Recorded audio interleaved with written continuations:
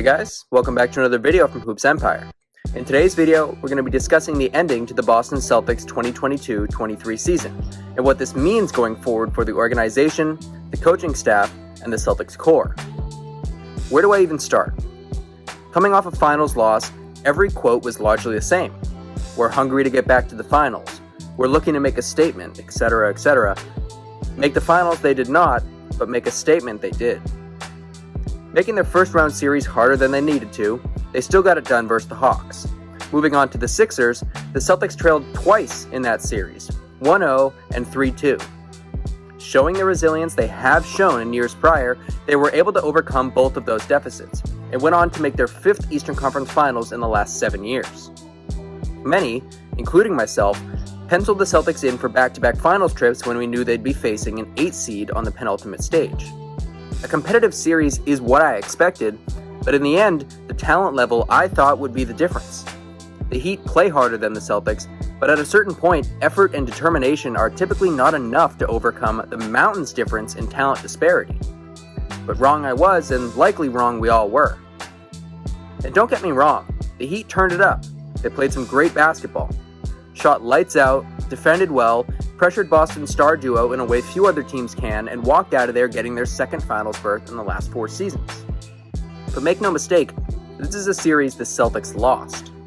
Obviously, that sounds like a pointless statement, but it goes back to the question, did X team win or did Y team lose? The Celtics were the better team. They had the second best record in the NBA, second in both offensive and defensive rating, first in net rating, among other league-leading statistics. The Heat were, well, an 8 seed that barely clawed their way out of the play-in tournament. You may say, well, they lost in 7, they almost made the comeback. This is exactly what I didn't want to happen. I'd rather they have gotten swept than gotten our hopes up. It only gives more fuel to those who think changes are unnecessary. And I'm not going to sit here and act like I know what it's like to be a professional athlete. The emotional ups and downs I'm sure can be tough to deal with, and I'm not trying to trash on a group of guys that are likely beating themselves up harder than we ever could. But to go out how they did, to go down 3-0 to an 8 seed, it's disappointing, frustrating, and frankly just sad.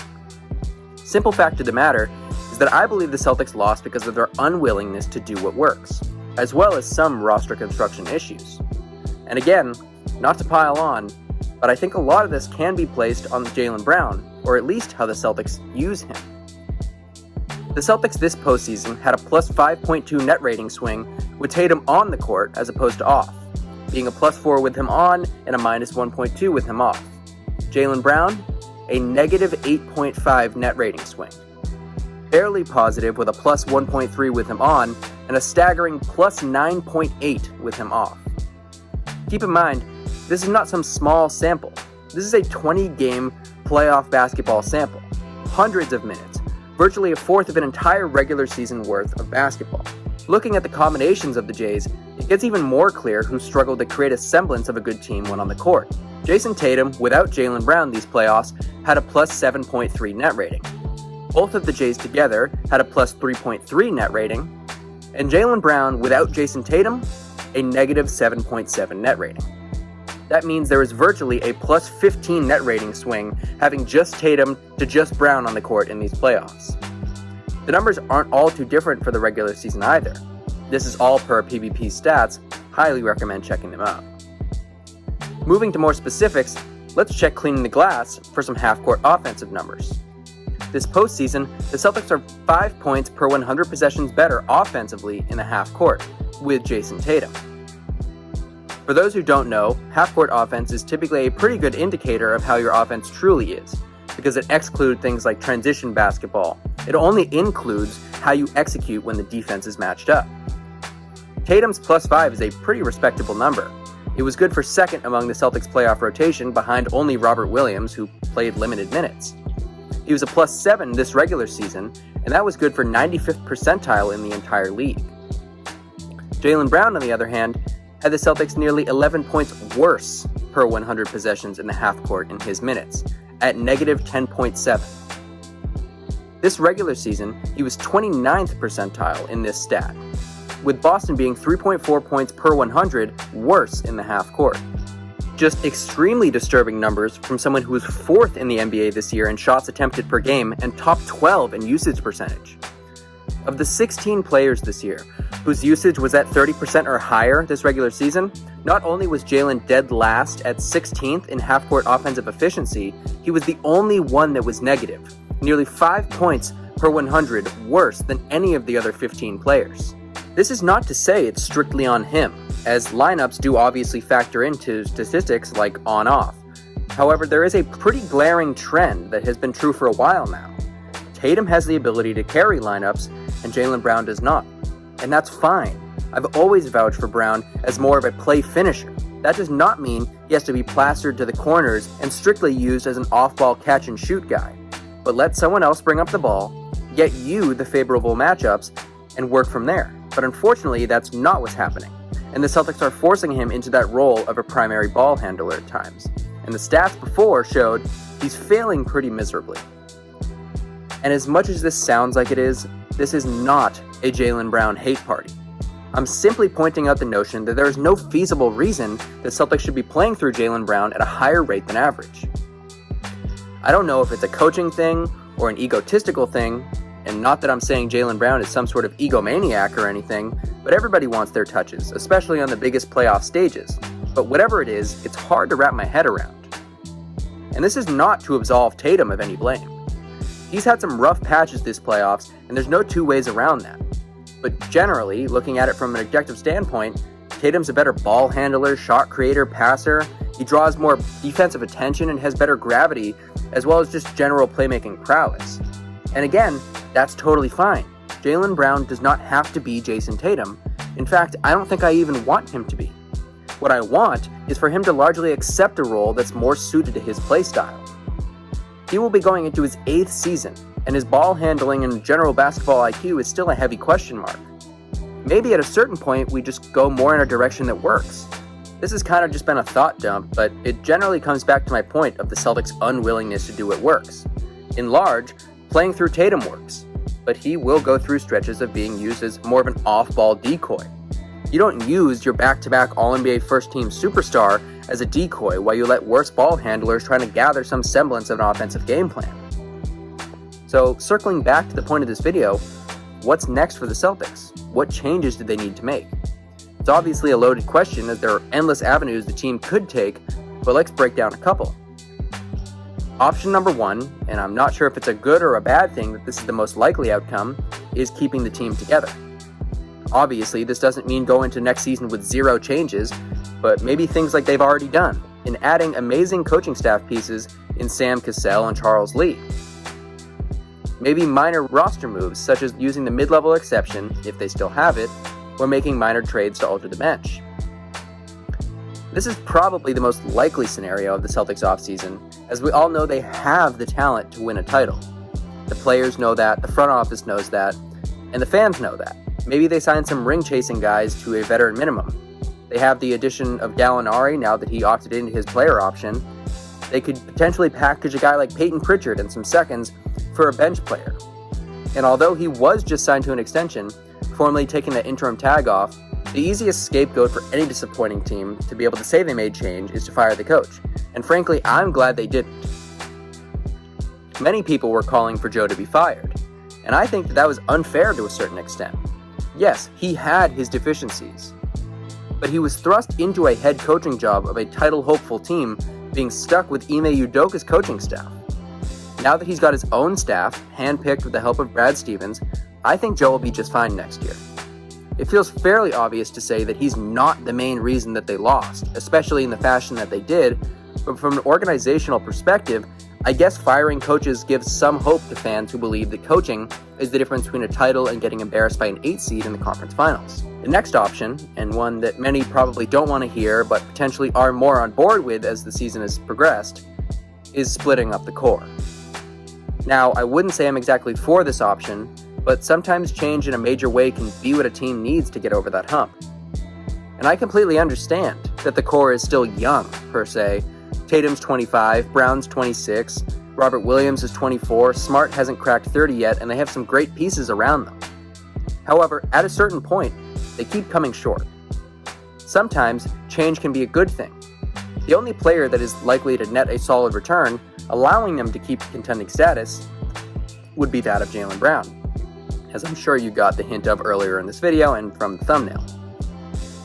And this isn't just to dump Jaylen Brown because you or I are upset at his performance in the East Finals or at times in these playoffs. It's also a smart financial choice.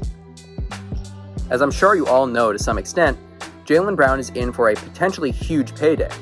By making an All-NBA team this past season, he found himself eligible for the NBA's Supermax contract, a contract in which only your current team can sign you to and is a whopping 35% of the salary cap in the year which it comes into effect. For Jaylen Brown, this would be in the 2024-25 season with a base salary of $50 million, including 8% annual increases. In total, the deal comes out to roughly 5 years, $294 million. I'm sure you don't need me to tell you this, but that's a lot of money. Whether you believe Jaylen Brown is actually deserving of that sort of contract is beside the point. It's about the detrimental effects it can have on the team financially down the line. Jason Tatum has already found himself eligible for the Supermax extension, and he'll be able to ink that dotted line in the near future. Speaking that Tatum's contract wouldn't come into effect until the 2025-26 season, where he will be able to opt out of his player option and outright sign that deal, the payday will be even more monstrous than Jaylen Brown's. Starting in that 2025-26 season, we could be talking about upwards of 70% of the team's salary cap being tied up in just Jaylen Brown and Jason Tatum. The league has never seen two Supermax deals on the same team, and where there was a new collective bargaining agreement agreed upon by the league and its players, that decision becomes even more daunting. The league added what is known as the second apron, a new luxury tax threshold $17.5 million over that year's base luxury threshold. And the penalty for teams who pass this mark are pretty concerning.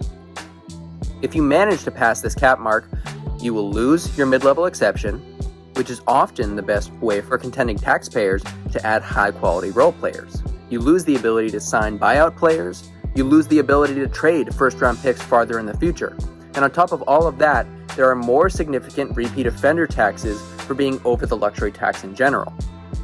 Factoring in these detrimental penalties, having two players tying up 70% of your salary cap is not a good thing in the slightest. Basically, the choice comes down to this. Have one superstar or star player, in this case it would be Jason Tatum, with a great roster assembled around them. Or have a great duo with a roster around them filled with maybe 2 to 3 solid role players and a virtually non-existent bench filled with vet minimums. And remember, you can't sign anyone to a mid-level exception or be active in the buyout market. Finding a package for a guy like Jaylen Brown would never be easy. And frankly, for the now, it likely makes you a little bit worse as a team overall, just based on star power and having that 1-2 punch. Something that has been floated around as a potential trade is a deal with the Trailblazers. According to numerous reports, the Blazers are looking to deal the third pick, and in the right deal, are willing to include budding star Anthony Simons in that deal. For the Celtics, this could be a great avenue to stay competitive as well as be set up well financially for the future. As I'm sure you saw in the thumbnail, this would also be assuming the Hornets go ahead and selected Brandon Miller, so the Celtics would be able to get their hands on Scoot Henderson. In my opinion, getting Scoot is the part of that potential trade that entices me the most, as his ceiling is extremely high, and you're still getting a 24-year-old budding star in Simons, coming off a career season in which he averaged 21 points, 4 assists, and was one of the better shooters in the league. Henderson is just 19 years old, coming off a G League season in which he averaged 17 points, 5 rebounds, and 7 assists per game. He's a jump-out-the-gym, uber-athletic guard with excellent playmaking and shot-creating upside.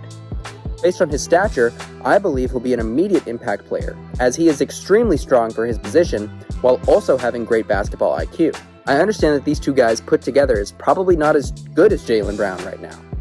But based on the financial implications supermaxing Jaylen could have, it's a smart organizational decision, in my opinion.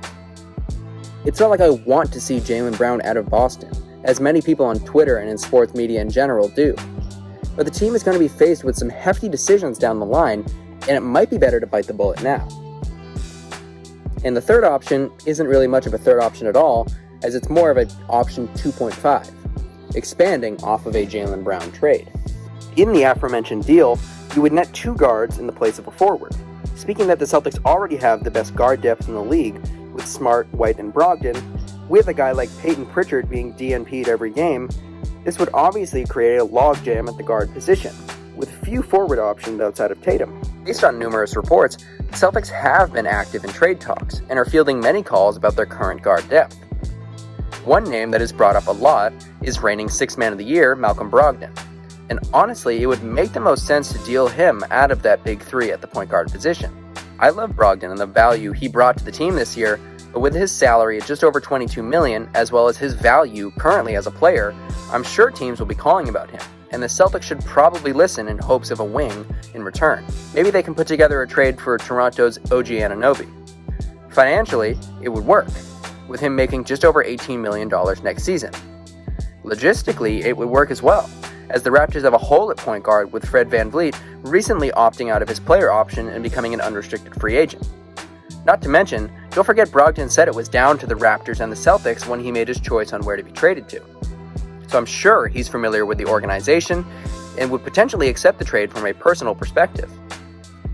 Toronto has had a hefty asking price for OG, but maybe Brogdon, Pritchard, and a handful of first-rounders could get it done. I feel this would be a great team-balancing move, as you would have a solid depth at each of the guard, forward, and center positions, and would likely still be able to keep a defensive identity. In general, all of this is probably a long shot. Come July 1st, I'm sure Jaylen Brown will have his monstrous extension, and the team will look largely the same. But I trust Brad Stevens. If he thinks that for the now, this is the best option, I'm for it. I just hope the Celtics are ready to make those tough decisions down the line. Thank you guys for watching. I'm sure most people are probably torn on this. Half the comments will likely be agreeing, while the other half call me a fake fan for hypothetically dealing Jaylen Brown. In the end, these are just my opinions that come from a place of love for my team and wanting them to succeed in the now and in the long term. Make sure to like the video if you enjoyed, subscribe if you haven't already, and most importantly, have a good one.